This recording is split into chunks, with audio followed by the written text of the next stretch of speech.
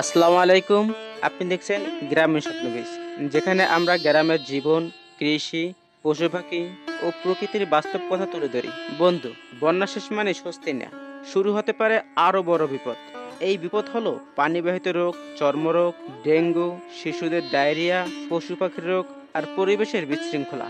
এই ভিডিওতে আমি বলবো বন্যার পরে মানুষ, পশু পাখি এবং গাছপালার জন্য করণীয় সবকিছু, যা আপনি নিজেই করতে পারেন খুব সহজে।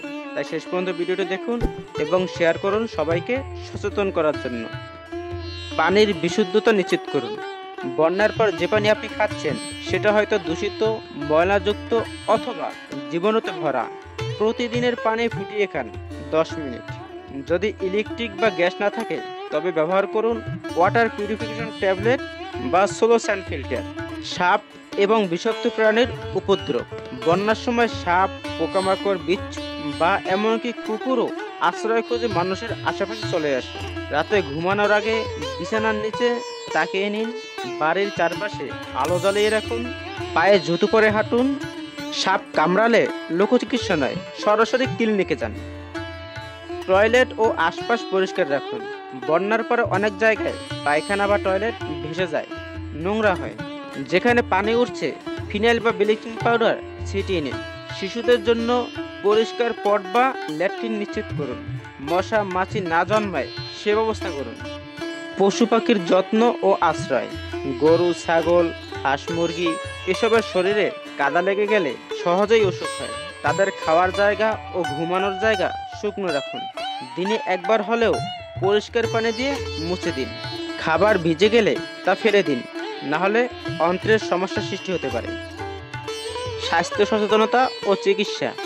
জ্বর, বমি, পাতলা পায়খানা বা ত্বকে চুলকানি এসব লক্ষণ অবহেলা করবেন না। ডাক্তারের পরামর্শ ছাড়া ওষুধ খাবেন না। স্বাস্থ্যকেন্দ্র বা ইউনিয়ন ক্লিনিকে যোগাযোগ করুন। চারপাশ পরিচ্ছন্ন রাখুন।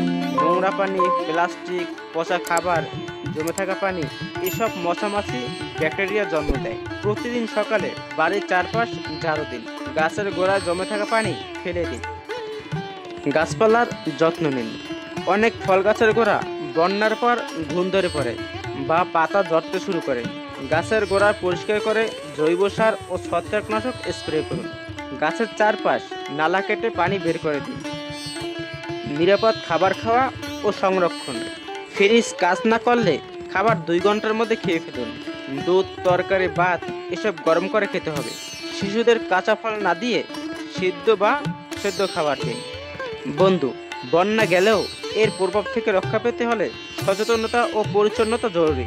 আপনি, আমি সবাই একসাথে সচেতন হলে আমাদের গ্রাম, পরিবেশ, পরিবার নিরাপদ থাকবে। ভিডিওটি ভালো লাগলে একটা লাইক দিন আর শেয়ার করে সবাইকে জানিয়ে দিন। কমেন্টে জানাবেন আপনার এলাকার বন্যা কেমন অবস্থা।